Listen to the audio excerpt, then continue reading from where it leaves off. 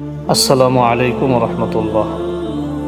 যাদের বয়স পের হয়ে যাচ্ছে, বিয়ে হচ্ছে না, বিভিন্ন সময় পাত্রপক্ষ আসে, পছন্দ করে, এরপরে আর কোনো খবর থাকে না, অথবা কোনো মানুষ বিভিন্ন রকম মিথ্যা রিপোর্ট দিয়ে বিয়ে ভেঙে দেয়।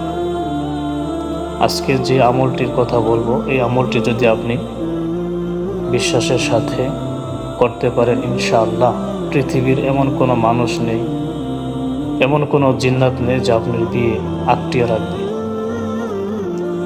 প্রথমত, নিঃস্বার্থ কারো উপকার করুন। সাধ্যমতো সূরা কসসের 24 নং আয়াত শেষ অংশ বেশি বেশি পড়ুন। রব্বি ইন্নী লিমা আনজালতা ইলাইয়া মিন খায়রিন ফাকির। এই দুটি কাজ করার পর মুসা আলাইহিস সালামের বিবাহ, বাসস্থান ও রিজিকের ব্যবস্থা হয়েছিল। সূরা ফুরকানের 74 নং আয়াত বেশি বেশি করে পড়ুন। রব্বানা হাবলানা মিন আজওয়াজিনা ওয়া যুররিয়াতিনা কুররাতা আ'ইনিন ওয়াজআলনা লিল মুত্তাকিনা ইমামা। এই দুইটি আয়াত বেশি বেশি করে পাঠ করবেন। মনে মনে আল্লাহর কাছে বলবেন, আল্লাহ আমার বিয়েকে সহজ করে দিন, উত্তম পাত্র আপনি মিলিয়ে দিন। বেশি বেশি আস্তাগফিরুল্লাহ করুন, বেশি বেশি দোয়া করুন।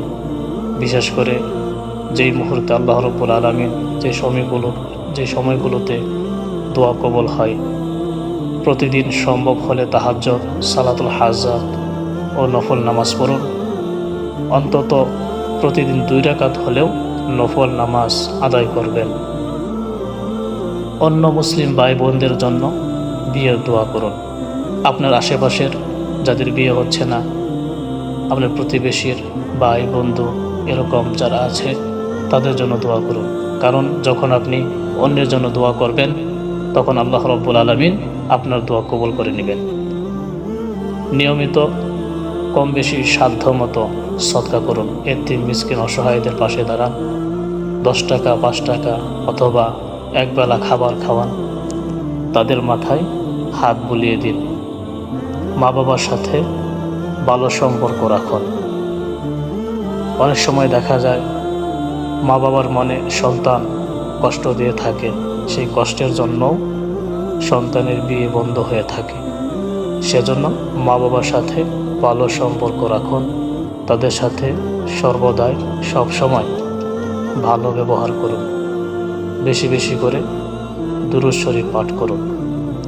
এই কয়টি কাজ যদি আপনি করতে পারেন, ইনশাআল্লাহ অল্প কিছুদিনের মধ্যেই আপনার বিবাহ হয়ে যাবে।